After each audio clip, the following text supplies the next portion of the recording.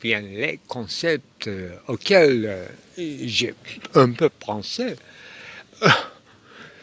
c'est d'abord, en suivant, disons, mon série de renversements sous un fond nappe de la dialectique interprétée différemment, surtout en marche différemment, dans ces méandres, dans ces bifurcations, ramifications, c'était revirement. Renversement, c'est facile à imaginer. Une projection, c'est l'optique ou géométrique. Revirement, oui, devenir, d'accord, mais comment? Devenir, c'est un mot neutre. Qu'est-ce qui se passe dans le devenir, n'est-ce pas? Il y a toutes sortes d'adverbalisation, surtout se faire verbaliser par l'adverbe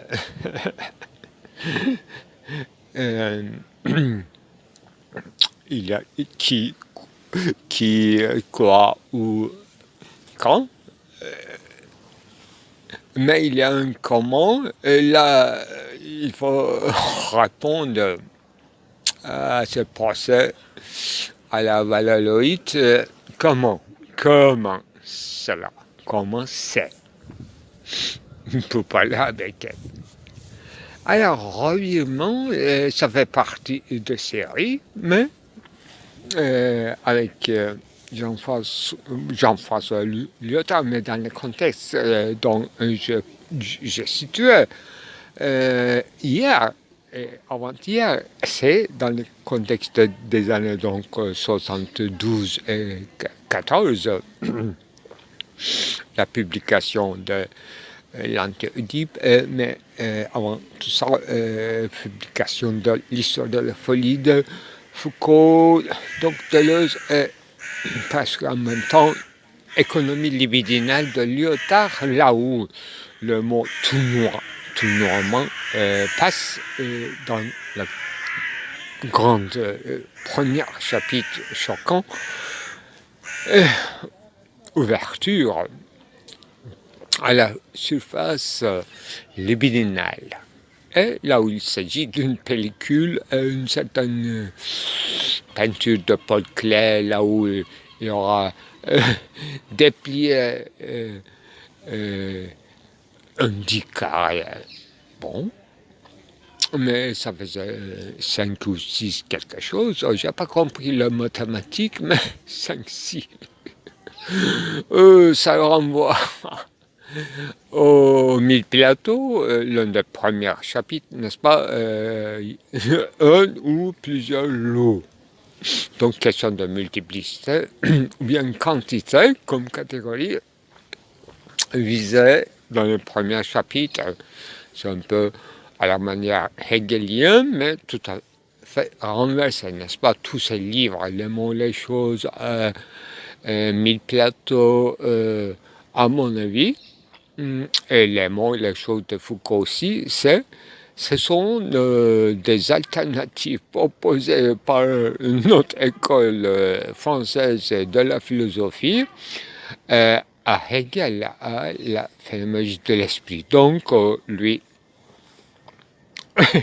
Hegel commençait par catégorie de quantité, donc Deleuze aussi commence par à se demander à son époque, donc seule chose qui préoccupe apparemment ses contemporains en sciences sociales, c'est la lecture des cas et analyse des cas de Freud, mais également, bien sûr, il y a une autre versant qui s'intéresse à Marx, non pas du point de vue de communisme manifeste, mais du point de vue d'une œuvre historique suivant sur un cas précis donc 16, Brumaire 16,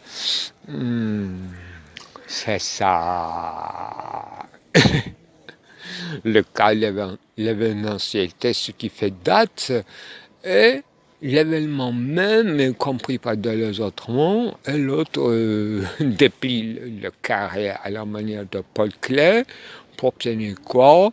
Pour une ouverture de la surface d'une pellicule qu'on appelle bien sûr l'épiderme et la chair. Et c'est une réponse médiatisée de la part de Lyotard, donc à la phénoménologie de l'école de Malponti, disons, parce qu'il s'agit de la chair, finalement, pellicule, épiderme, tout ce qui a l'air de l'intérieur et l'extérieur, et ce qui va finir faire une carte impossible. On est même jusqu'à aujourd'hui faire une impossibilité de faire une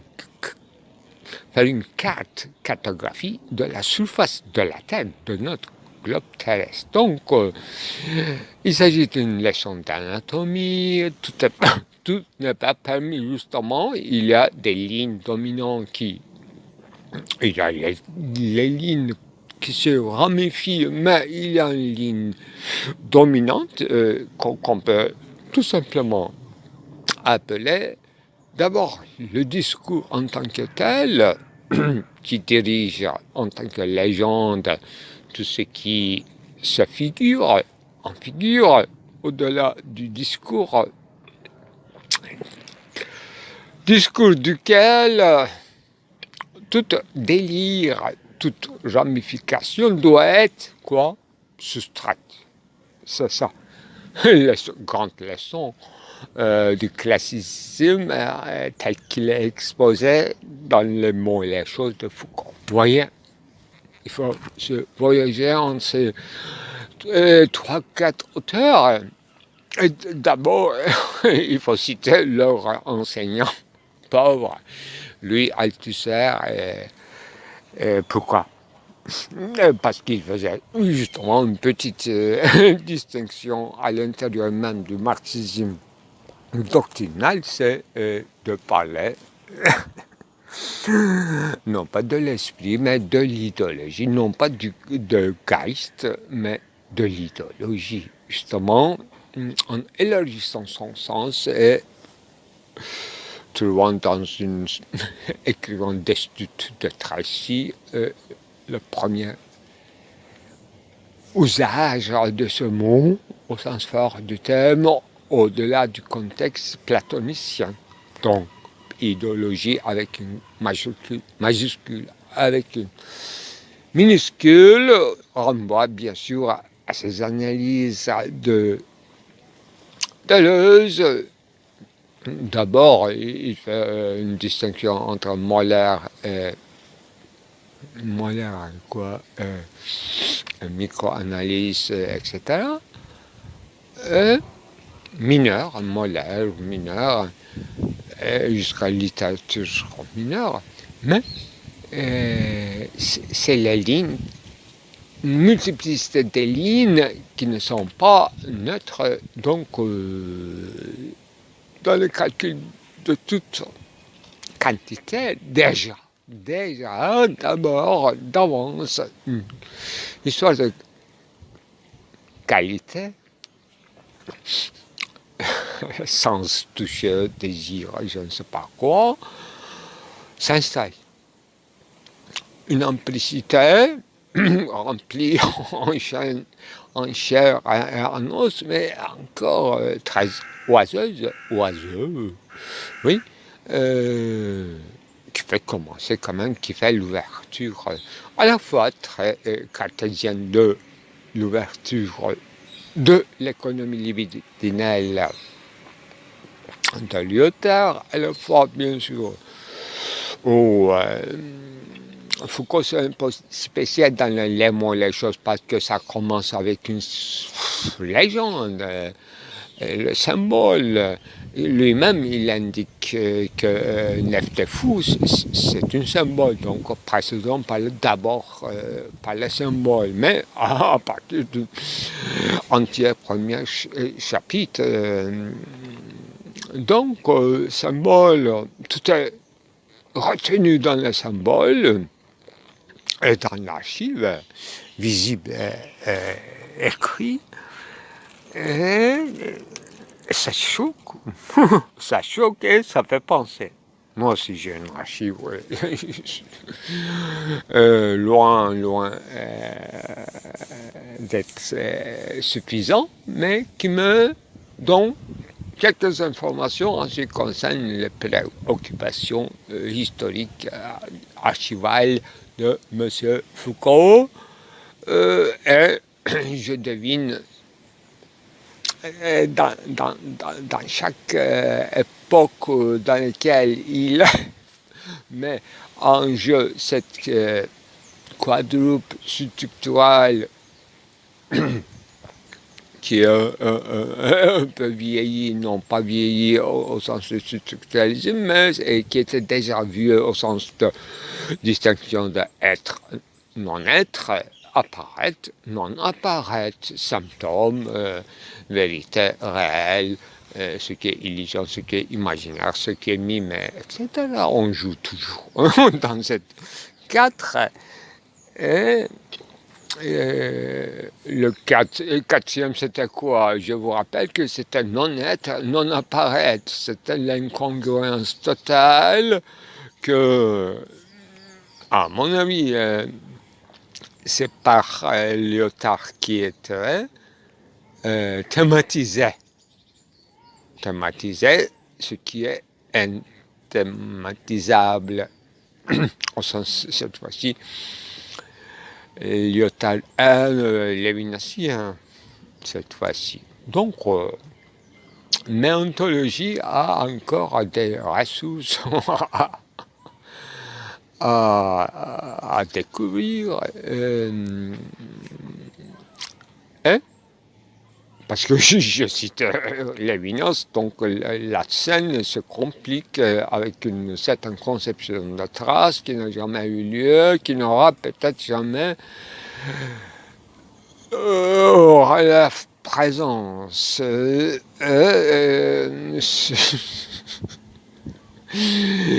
C'est une très bonne interprétation de Walter Benjamin, de sa conception d'histoire, à mon avis, mais Lévinas, est-ce qu'il aimait ou pas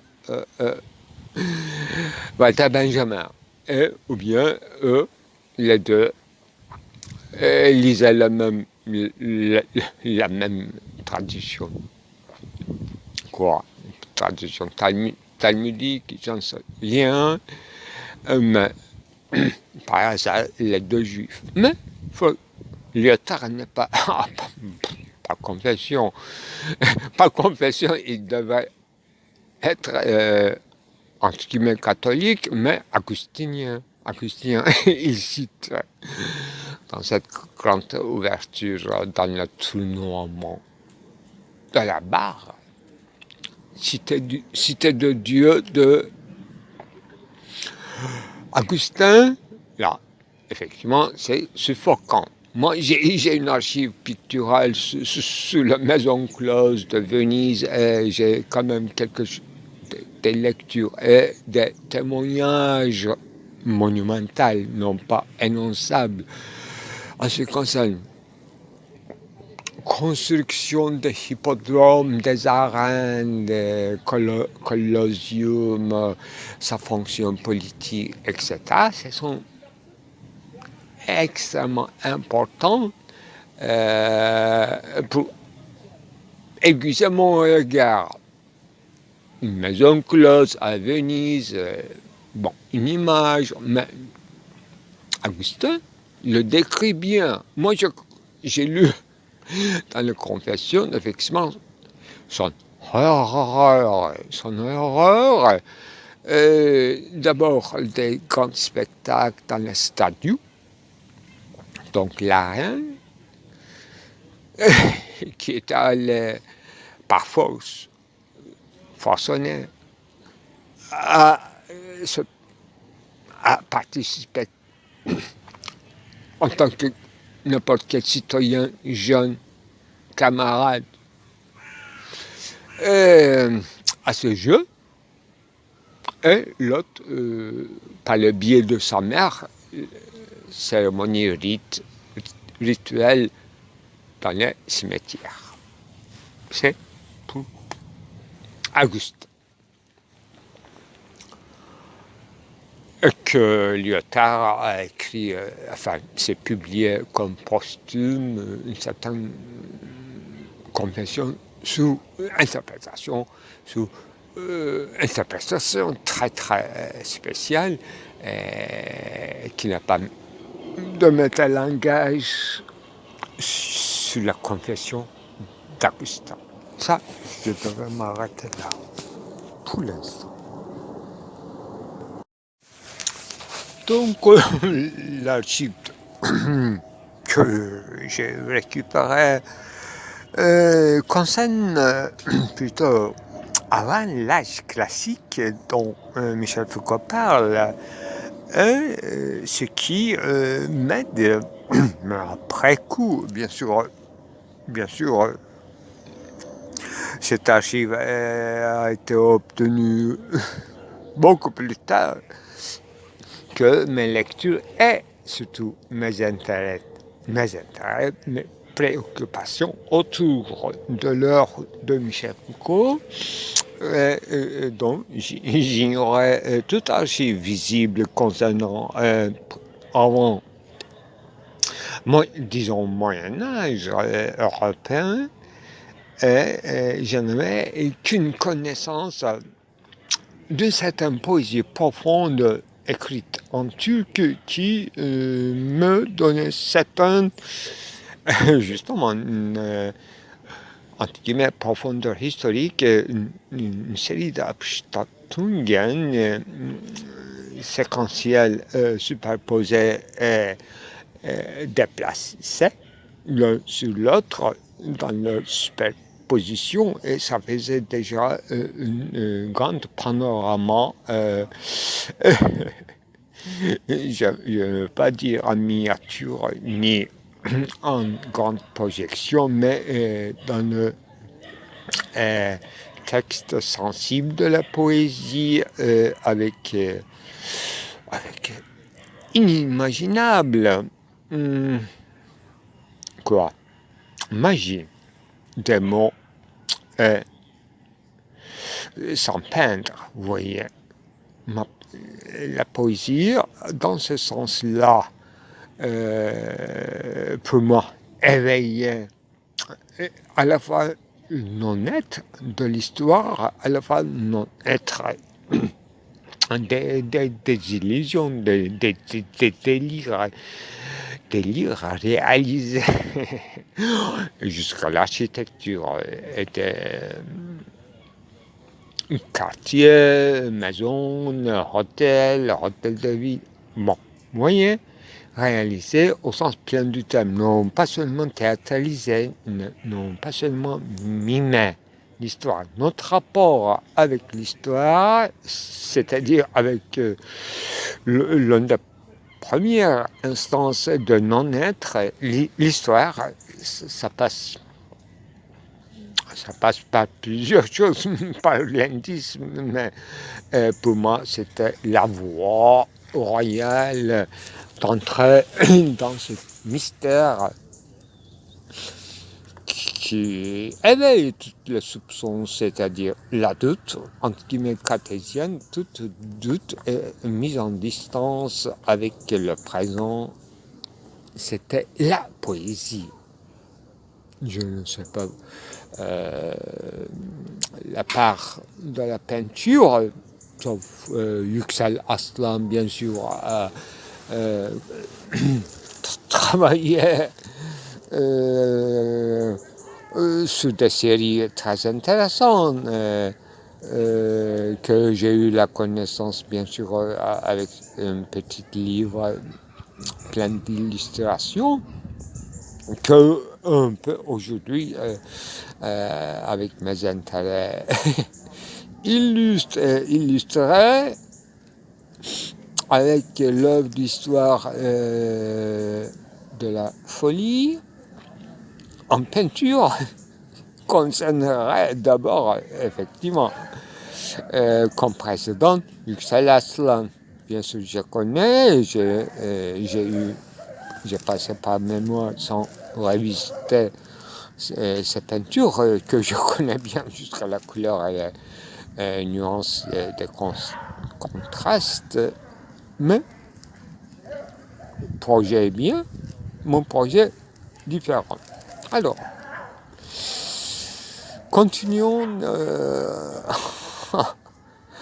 à ces limbiques liminaires des Pacifiques, c'est-à-dire pensée du dehors, pensée intérieure, ce qui est capté et fracassé ou rabattu des lignes virtuelles anarchisantes et contre une certaine apparemment une partie socialiste, une partie, oui, soviétique, modèle soviétique, la figure de Claude Lafort chez Lyotard et Merleau-Ponty entre dans nos scènes avec ce concept, bien sûr, de la fémologie de la chair et l'entracement. L'entrace est aujourd'hui, comme notre question c'est revirement, renversement, revirement et tournement, c'est retourner un gant, n'est-ce pas? Grand exemple de Merleau-Ponty, c'est dans cette scène-là qui entre dans notre propos par la voie royale de Lyotard, parce que c'est lui. Apparemment, entre les autres, ni Deleuze, ni Foucault, ni Derrida n'a pas une disons, travail sur Merleau-Ponty, alors que dans les écritures de Lyotard, on sent une continuation de l'héritage abruptement coupé de Merleau-Ponty. Donc notre principal questionnement se dissipe, mais c'était, je vous rappelle, renversement, retournement, et même détournement et revirement, tournoiement de la barre.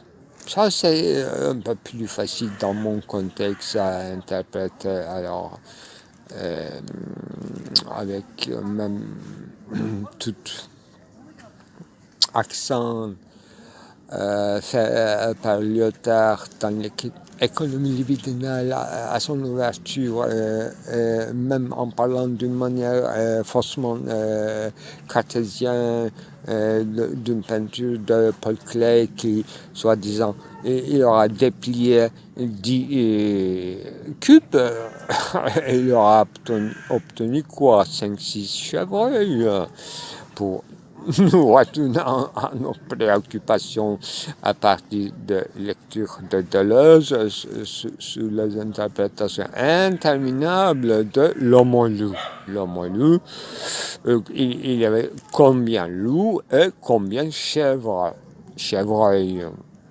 Vous voyez, moi, j'ai ajouté selon ma culture, le cerf,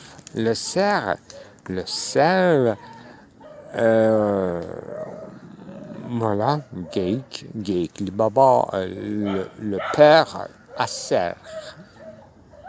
Quand je prononce, on ne comprend pas, mais il s'agit d'un folklore disons, anatolien du XIIe siècle qui se raconte dans les fables aller vite. Et que j'avais fait dessin il y a 25 ans. Voilà ce que je voulais. J'aurais voulu dire dans mes enregistrements précédents. Là, donc, le tableau est complet. Phénomène de la chair et rapport de la chair à noisisse, y compris des raisons, vraie fonction de la raison. C'est notre questionnement parce que la ruse de la raison dont Hegel parlait implique l'entièreté de la raison, c'est-à-dire la raison comme une faculté de ruse, pouvoir ruser. Mais qu'est-ce que ça veut dire? Michel Foucault parle dans cette séquence uniquement, simplement, un chat qui a sauté sous mes genoux parce que j'avais les yeux fermés. Par un sentiment de toucher, j'ai failli crier. Alors,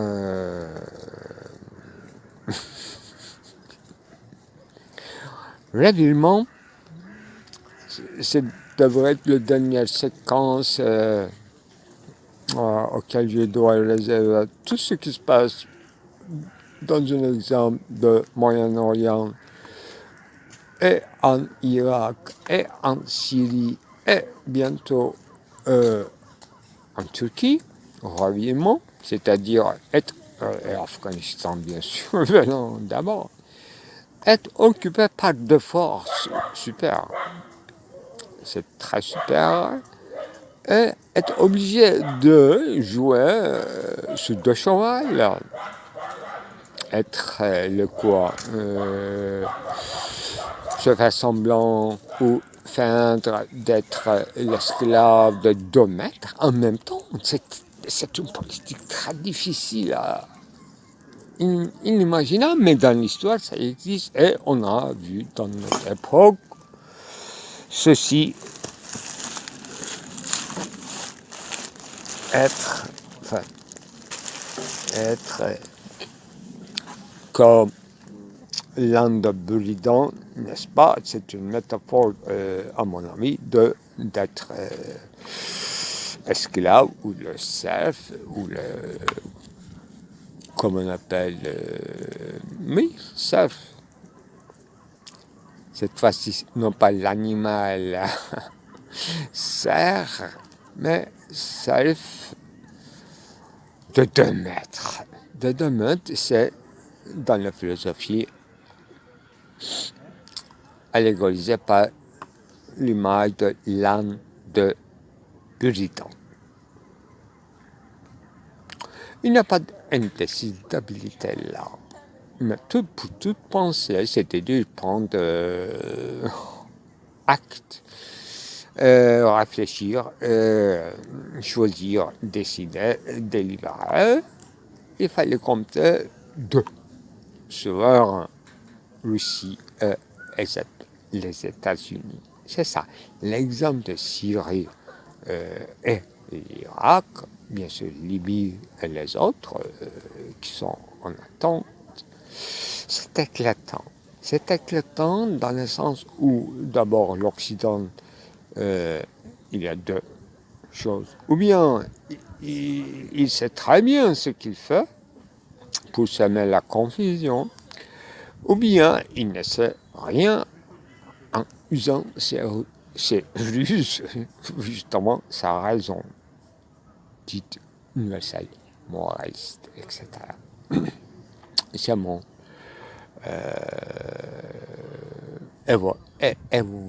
évaluation des choses. Mais ce qui est important, c'est ce qui se passe du côté de l'arabe, ou bien de ce qui est occupé, c'est-à-dire le point de vue du serf. Là, il est ouvert à la fois au renversement dans ses idées, tout en gardant cette distinction de être et non-être, à être et apparaître, n'est-ce pas? Penser et ne pas faire. Penser et ne pas faire, ni penser ni faire, c'est non-être, non-apparaître, c'est-à-dire Voilà, vous voyez, c'est une chambre d'expérience extraordinaire nous a offert par nos voisins très proches que, après je ne sais pas combien de temps, 50 un de ces œuvres qui sont écrites, ouverture de la pellicule, déplier le carré, voir une nouvelle cartographie, et qu'est-ce qui se passe encore? Une différence qui ne serait pas seulement quoi, une différence entre un temps et quoi, une trace immémoriale qui n'aura jamais eu, etc. Ça, c'est encore une chimère de la raison, pour ne pas dire la russe, il faut utiliser, enfin, on emploie une ruse comme une artefactualité, mais être dans une chimère qu'on appelle raison universelle qui s'implique dans les affaires d'autrui, alors que autrui, c'est l'Israël, c'est-à-dire, c'est pas autrui, mais un ami, c'est-à-dire ce qui est de la maison, mais qui creuse la maison parce qu'on l'a arrêté dans le nombre d'évangiles. Ah, c'est une conséquence assez, quoi, je veux dire le mot de l'autre Mishnah. Voilà, sauter maintenant de cette affaire comme convenu. Et pour ne pas dire, n'est-ce pas, pour rien dire dans le discours, et pour montrer, sans montrer, non pas démontrer dans une figurabilité à la lisière d'un entrelacement, là, il implique à la fois un retournement, ravinement, retournement des gants, c'est-à-dire le même comme autrui est devenu le même, unité entre guillemets des contraires, et c'est ça, le revirement est tournement de la barre, c'est-à-dire la guerre, ou bien l'expérience telle qu'il est conçu, vécu, cause des délires, ou bien dans une lexique, un langage, une formulation, une maxime, ou bien une annihilation justement des concepts, annihilation des concepts de ce propre contenu. C'est ça, revirement, étonnement, qui peut être intermédiaire ou un chaos inouï qu'on ressent sans mot comme un tort subi, c'est ça, ça devrait être ça.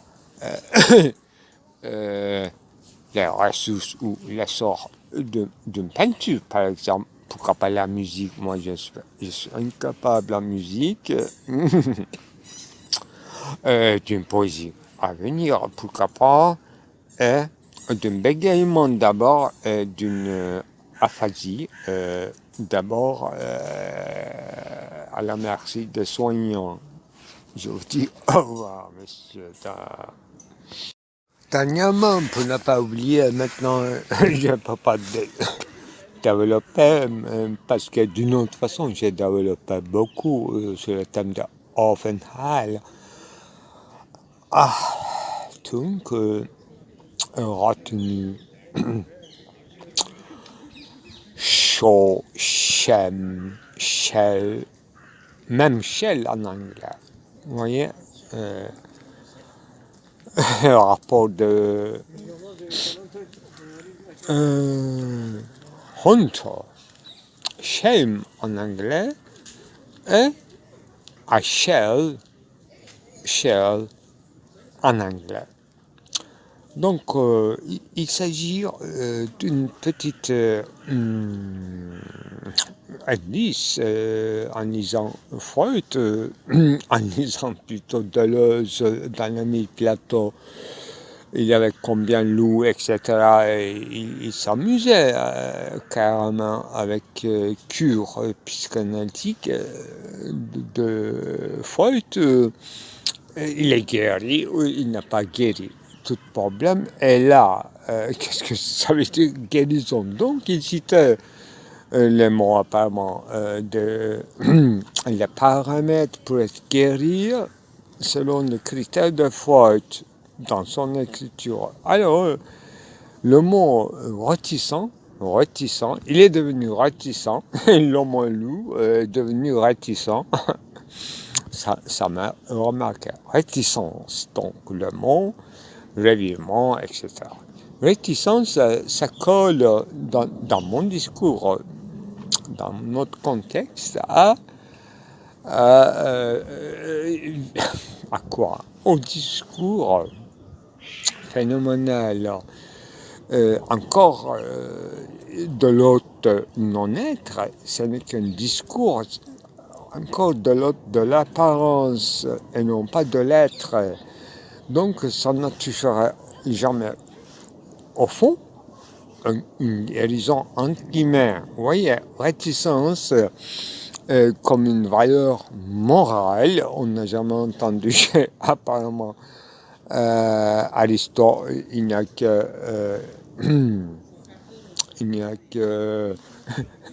je dirais médiocrité, alors qu'il s'agit de médium, n'est-ce pas, chez Aristote. La prudence aussi peut être interprétée comme une certaine réticence. Réticence et être réticent. Être récitant, pour quelqu'un, c'est le signe d'être guéri. Hein? Et ça me renvoie dans cette 4 cheval de l'enfer, donc Foucault, Deleuze, Lyotard, Derrida. À Derrida, cette fois-ci, l'enfer de réticence dans ce sens, bon, je ne veux pas développer, mais seulement comme je traduis un grand article de Derrida qui est devenu apparemment en France un livre entier. Moi, je citerai l'article, c'est faut savoir contient une lecture entre plusieurs choses, entre Bergson et Freud. Une lecture de Heidegger et c'est un dernier Heidegger.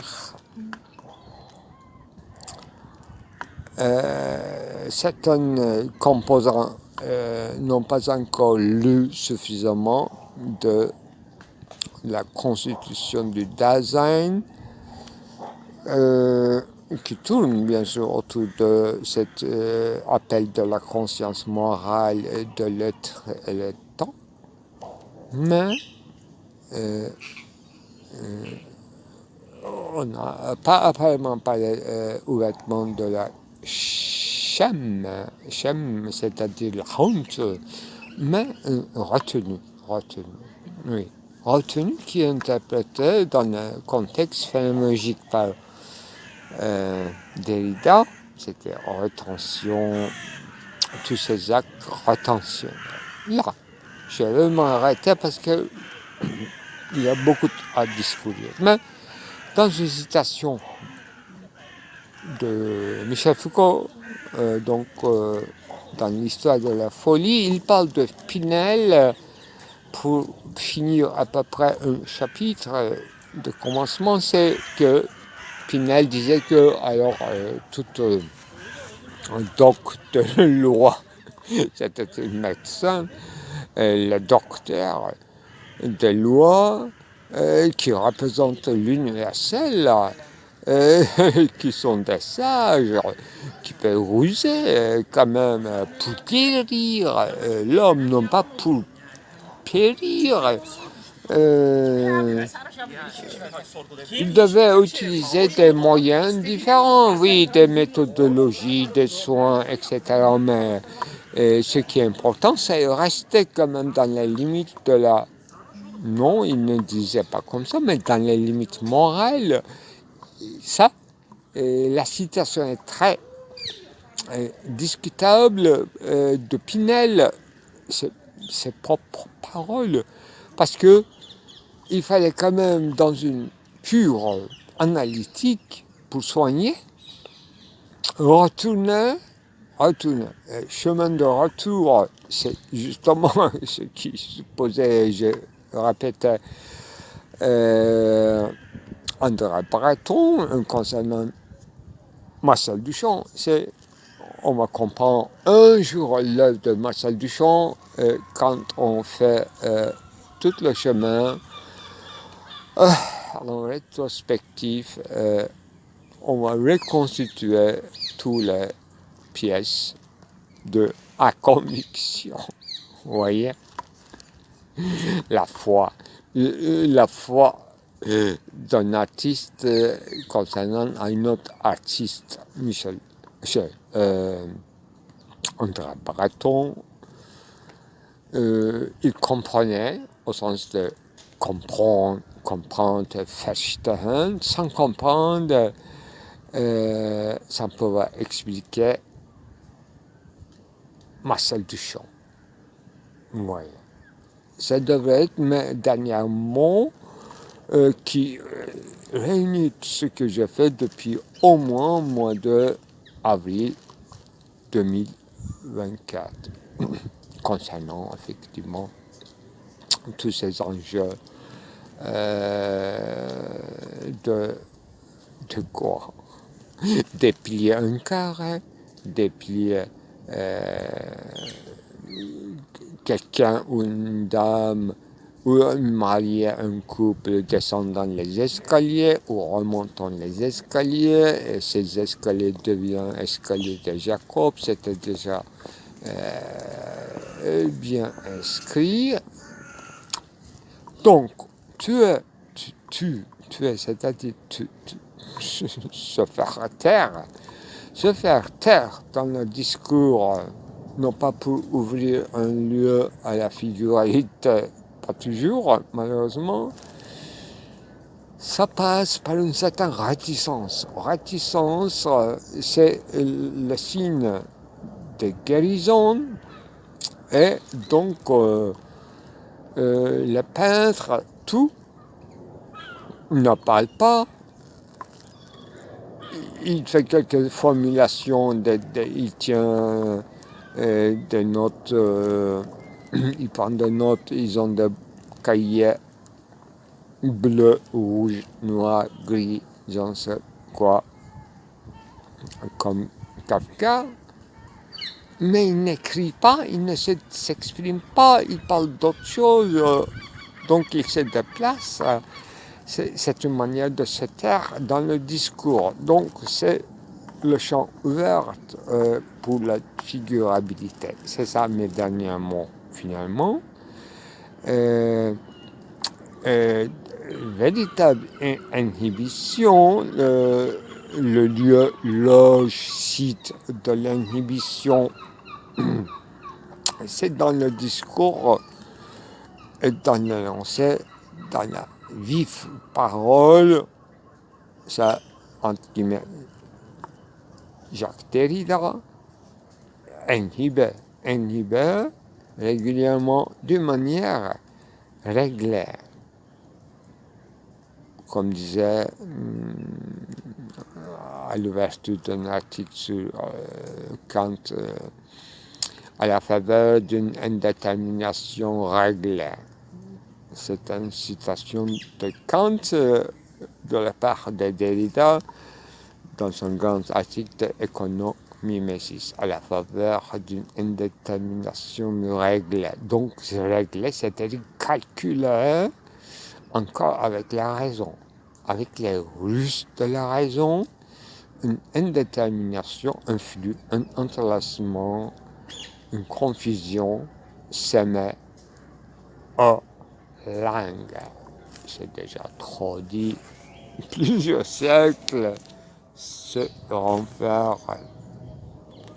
Vous voyez l'enjeu, la grandeur de l'enjeu. Ça commence une certaine nomadisie de cet élément éparse. Et je serai comme une lettre, au sens étroit du terme, une lettre d'alphabet, ou lettre au sens officiel du terme, c'est une lettre qu'on voit, lettre qu'on reçoit, qui trouve toujours son destinataire. On ne peut jamais peut-être imaginer, malgré la circumnavigation qui peut prendre des années, qu'une lettre soit perdue. Donc arrive toujours à son destinataire. Ou destinateur.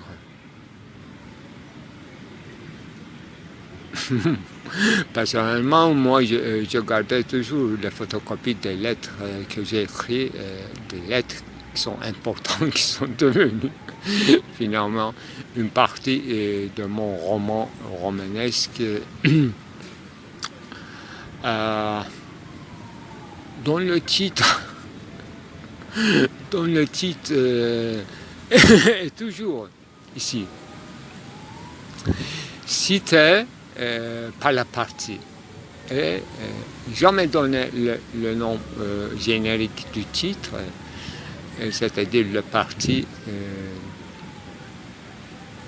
assez long, mais qui commence mille et un nuits, mille et un nœuds, qui comporte un sous-titre les réflexions inconséquentes.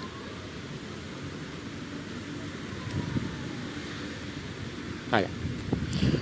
Comme des solutions improbables de Alfred Jarry et de sa pataphysique. Alors, l'être. L'un de mes articles, en imitant celui de Derrida qui est le plus connu, l'article intitulé La différence, qui commence par dire je veux vous parler d'une lettre. Mais quelle lettre? J'ai écrit, après des années, un article qui s'appelle Je veux vous parler d'une lettre, en citant bien sûr Jacques Derrida, et cette lettre c'était dans l'alphabet arabe, c'était Waw. Qu'on fantasme sur Waw, W, quelque chose comme ça, en arabe, W, qui a une forme d'une certaine, disons,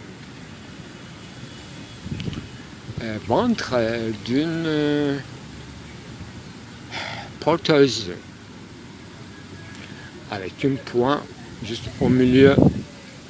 Donc ça a une forme d'une certaine tournant, ça représente une matrice maternelle.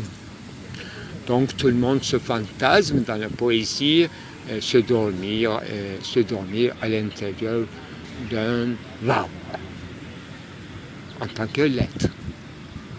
Mais depuis assez longtemps, je voudrais vous parler d'une autre lettre qui est tout simplement Z dans l'alphabet latin, que dans son alphabet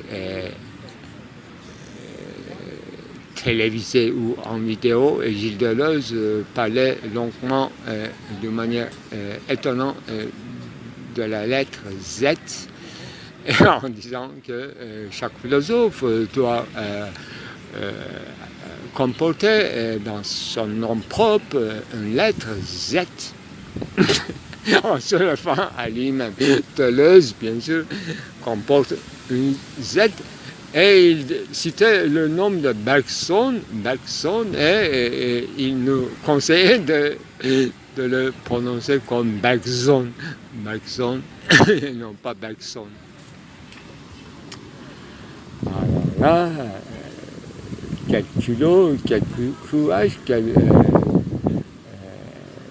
lettrisme qu'il nous faisait. Moi, Z, pour moi, effectivement, notre tableau structuraliste des 4 quadruples de la représentation, y compris une transformation, c'est-à-dire un 4e point qui reste en suspens. Et depuis longtemps également, sur ce sujet des 4, dont la thématisation est faite à partir d'une lecture herméneutique d'un roman de Philippe Sollers, Nombre, tout en précisant que je ne suis pas numérologue, etc. Et cette 4e dimension fut l'objet de mes spéculations qui va jusqu'à un Messie sauveur. Et là, effectivement, mon audience était baisée tout d'un coup. Donc il faut faire très attention pour dire la vérité en ce qui concerne la montagne, non pas magique, mais sa victoire concernant 16 ans. Les peintres, comme nous, doivent parler très peu. Alors, Z, pour moi, leitmotiv ou la forme, la chaîne structurante, matricielle d'une série de poèmes que j'ai écrits, intitulé Le livre du soir, tout simplement. Donc je fais l'état dans une série d'enregistrements qui est restée inachevée et qui s'appelle Biblio-biographie, que je n'arrive pas à achever. C'était enregistré en me promenant dans le jardin de mon hôpital. Donc, j'étais accéléré vers la fin, donc j'avais coupé court.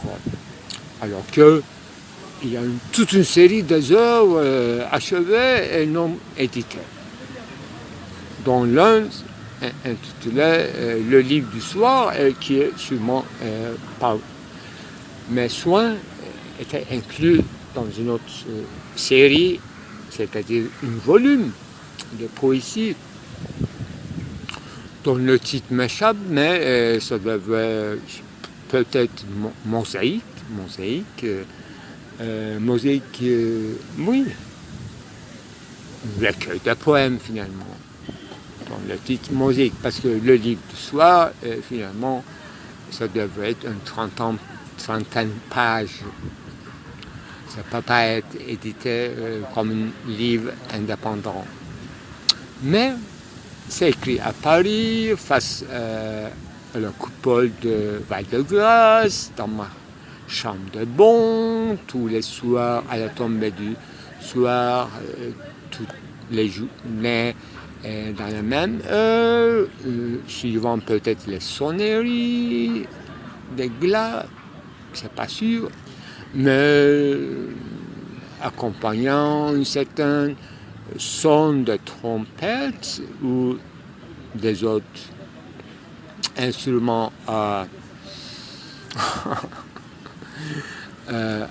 aériens, je dirais, bon, et qui donnait, enfin, c'était des sonneries et des Schola Cantorum, il s'agissait des exercices instrumentaux des étudiants ou des maîtres, qui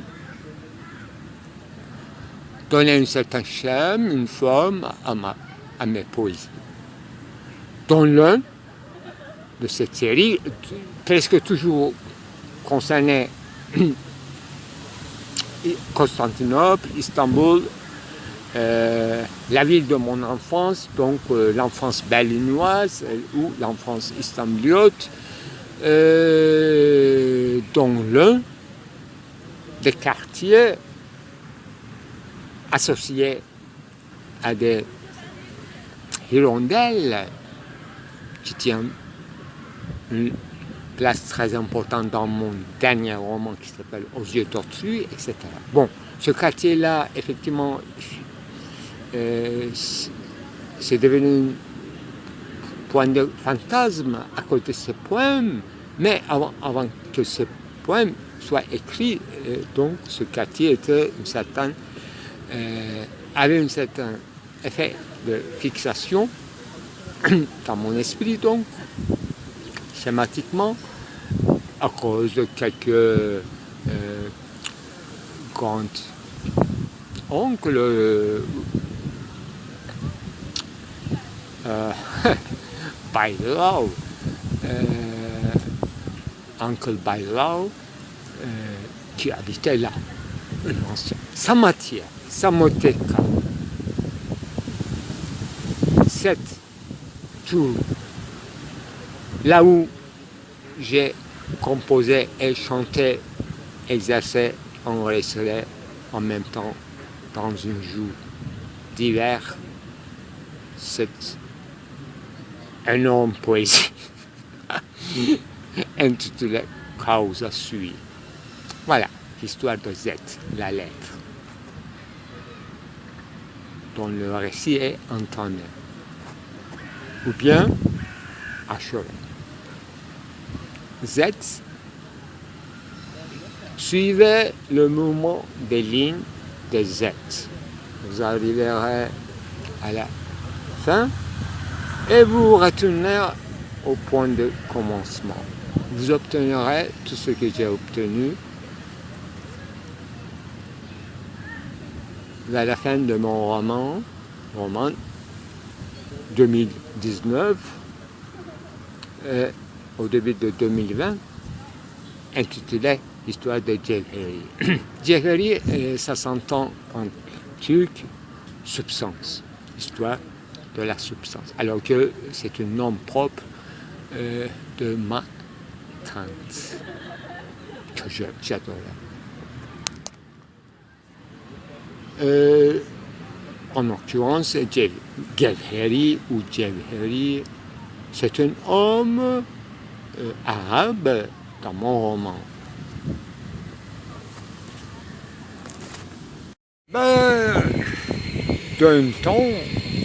Dans le temps,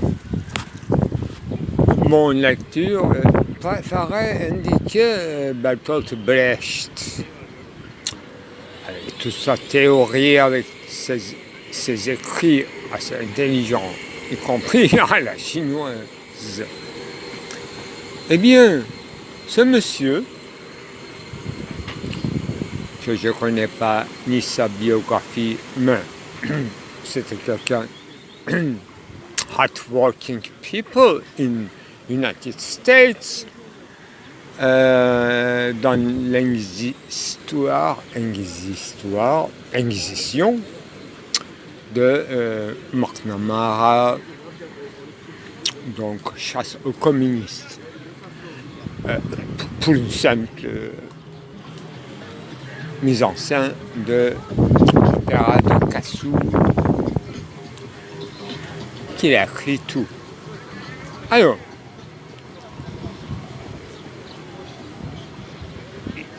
il est juif ou protestant, je ne sais pas, mais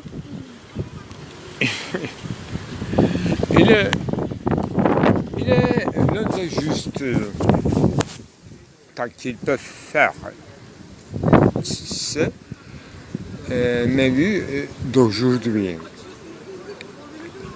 À l'époque, c'était mon guide indiscutable, insondable.